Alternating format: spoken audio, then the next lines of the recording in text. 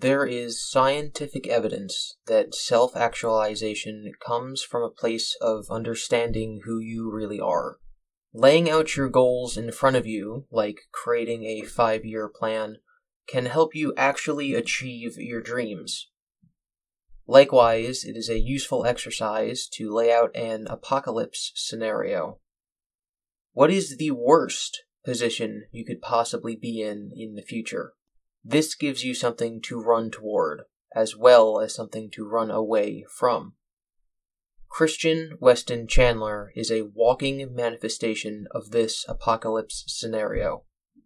I call it Oblivion, the dark future, the dark timeline that could happen to anyone if things go wrong in their lives. If they lose a parent or a child, if a relationship ends, or if they get fired or injured. Anyone can end up in oblivion. Chris Chan is the perfect specimen because he's done absolutely everything wrong. He's failed. He's doubled down on his failure. He responded to criticism and refused help, all in exactly the wrong ways, and now his life is a mess. He is miserable and lives in dirt. His health is poor, and his mind is poorer.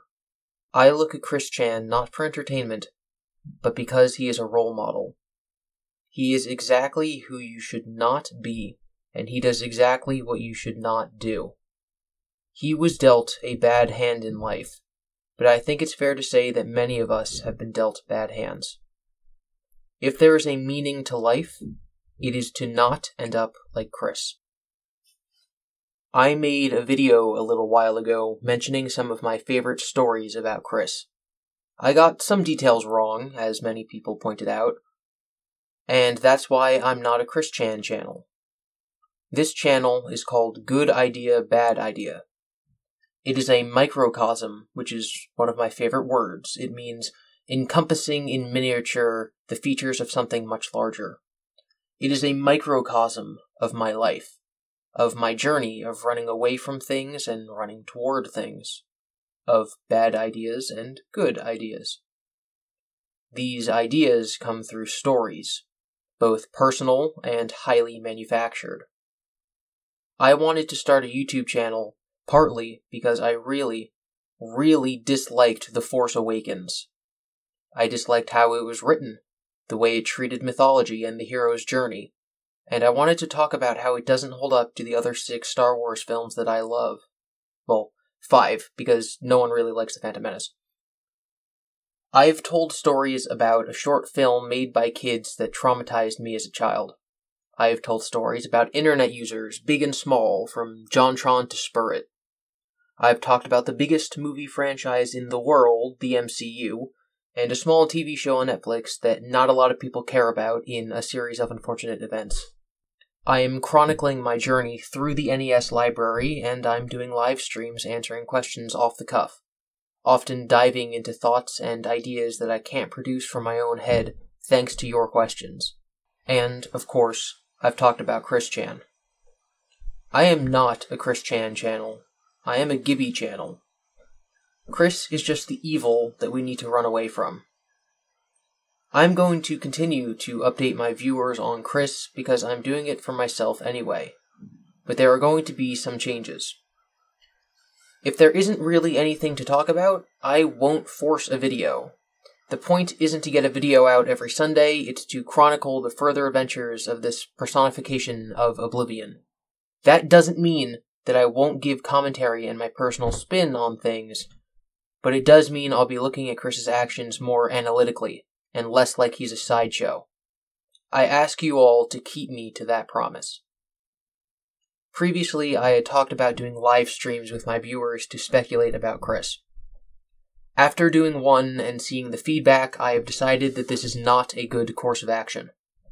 Even though I thoroughly enjoyed the discussion, I have come to have the opinion that being live and not being able to edit leads to people getting the wrong impression. Chris is such a volatile topic that I don't think it would be wise to allow strangers to use my platform to talk about him. Instead, going forward, I plan to have pre-recorded discussions with people, allowing them to say what they want with the knowledge that any slip of the tongue can be fixed before it's shown to the world. This is merely a security measure. This does not mean the end to live streams, however, as I plan to do at least one a month where I talk to my chat and answer questions. I have also begun constructing a Patreon. I haven't decided the level yet, but one reward will be asking me questions on any topic that you want, and I will answer in a pre-recorded video every month. This should help people whose questions I miss on any live stream. It will also help me. It is no secret that I get most of my views from Chris content, and taking a step back from that will mean taking a huge hit to my wallet. Every view and like and Patreon supporter really does help, as I have been out of a job since January. I would like to keep talking about Chris.